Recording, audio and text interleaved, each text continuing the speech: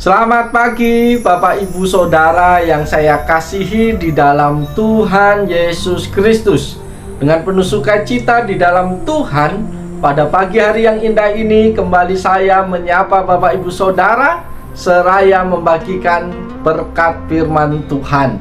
Firman Tuhan pagi hari ini terambil di dalam surat Efesus pasal 5 ayat yang ke-20 yang berbunyi demikian: Ucaplah syukur senantiasa atas segala sesuatu dalam nama Tuhan kita Yesus Kristus kepada Allah dan Bapa kita.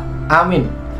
Bapak Ibu Saudara yang saya kasihi di dalam Tuhan Yesus Kristus, hidup orang percaya tidak bisa dipisahkan daripada ungkapan rasa syukur atau ucapan syukur.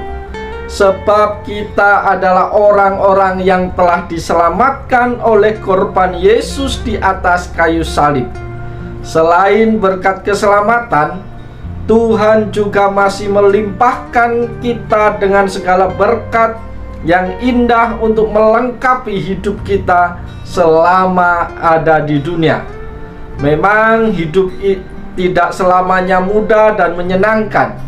Terkadang banyak pergumulan, bahkan tantangan yang datang silih berganti di dalam hidup kita.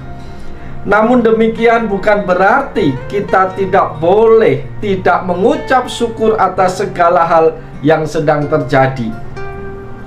Terlebih ketika kita diberkati, sebesar atau sekecil apapun itu menurut kita, sudah selayaknya lah kita untuk bersyukur kepada Tuhan. Para sahabat yang dikasihi Tuhan, apa pesan Tuhan bagi kita pagi hari ini? Mengapa kita harus mengucap syukur atas segala berkat Tuhan di dalam hidup kita? Alasan yang pertama kita harus bersyukur adalah syukur adalah salah satu cara kita menunjukkan kesetiaan kepada Allah. Para sahabat yang saya kasihi dan yang dikasihi oleh Tuhan Yesus Kristus, ada orang yang hanya mencari Tuhan di saat keadaannya lagi tidak baik. Namun setelah keadaannya baik, ia lupa bersyukur. Hal ini seperti yang dikisahkan dalam Injil tentang 10 orang kusta. Kisah ini terjadi ketika Yesus dalam perjalanan menuju ke Yerusalem. Ketika ia masuki desa, datanglah 10 orang yang sakit kusta memohon kepada Yesus untuk disembuhkan. Lalu Yesus merespon mereka dengan menyuruh mereka memperlihatkan diri kepada imam-imam.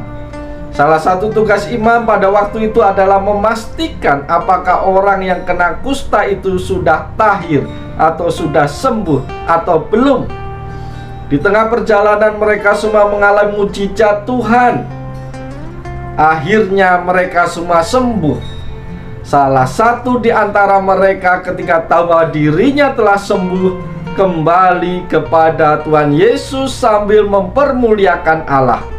Lalu tersungkur di hadapan Yesus sambil mengucap syukur kepadanya.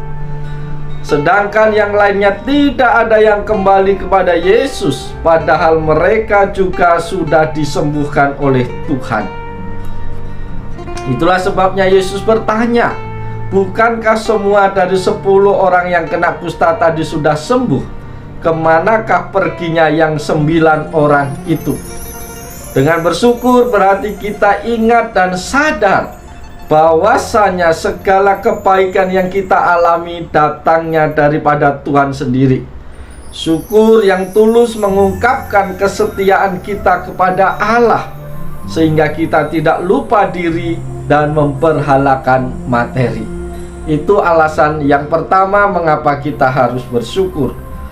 Alasan yang kedua mengapa kita harus bersyukur adalah untuk menghindarkan diri dari tinggi hati dan kesombongan. Para sahabat yang dikasihi Tuhan Yesus Kristus, kita terkadang cepat lupa kepada Tuhan ketika ada dalam kesuksesan karena merasa bahwa diri kita kuat dan mampu sehingga kita dapat meraih kesuksesan tersebut. Memang tidak mungkin keberhasilan datang tiba-tiba tanpa seseorang bekerja keras, tekun, dan ulet. Namun kesuksesan tanpa kesadaran akan keterlibatan Tuhan akan menjadi sebuah kehancuran.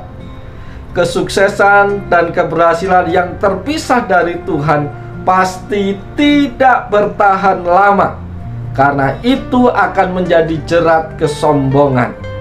Para sahabatku yang dikasihi Tuhan, tentu kita ingat kisah tentang Menara Babel yang hancur ketika dibangun oleh orang-orang yang berusaha mencari nama dan memisahkan diri dari Allah. Hizkia dan Uzia raja Yehuda yang karena menjadi kuat lalu sombong, angkuh, dan tidak tahu bersyukur, akhirnya mereka berdua juga hancur. Itulah sebabnya Musa, pemimpin bangsa Israel yang membawa mereka keluar dari Mesir, mengingatkan bangsa itu bahwa ketika kita berhasil, ketika kita sukses, kita harus ingat, kita harus bersyukur kepada Tuhan. Karena tanpa campur tangan Tuhan, itu semua tidak bakal terjadi dalam kehidupan kita. Itu alasan yang kedua. Alasan yang ketiga mengapa kita harus bersyukur kepada Tuhan adalah syukur adalah cara untuk kita tetap bergantung sepenuhnya kepada Tuhan. Ada orang-orang yang menggantungkan hidupnya pada emas, perak, dan kekayaan. Orang demikian biasa menjadi pelit dan tidak tenang dalam hidupnya karena takut kehilangan kekayaannya. Tanpa disadari mereka telah mengingkari Allah yang adalah sumber berkat dan keberhasilannya. Sehingga manusia yang seharusnya berharap, bersandar penuh kepada Allah, justru bergantung kepada kekayaan. Dengan bersyukur berarti kita mengakui bahwa kekayaan dan kemuliaan berasal daripada Tuhan. Kepadanya lah kita bergantung dan berharap. Dan akhirnya marilah kita panjatkan syukur kepada Bapa di surga dan Tuhan kita Yesus Kristus. Sebab di dalam Dia kita hidup, kita bergerak, kita ada sebagaimana kita ada, dan segala sesuatu berasal dari Dia. Oleh Dia, bagi Dialah kemuliaan sampai selama-lamanya. Oleh sebab itu Bapak Ibu, mari kita jalani hari ini dengan penuh rasa syukur di hadapan Tuhan. Apapun keadaanmu hari ini, tidak ada alasan bagi kita untuk tidak bersyukur kepada Tuhan.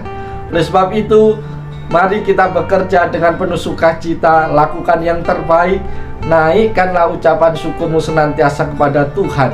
Itu tandanya engkau tahu berterima kasih kepada Tuhan. Oleh sebab itu, selamat pagi, selamat berkarya. Tuhan Yesus menolong, Tuhan Yesus memberkati kita semua. Salam.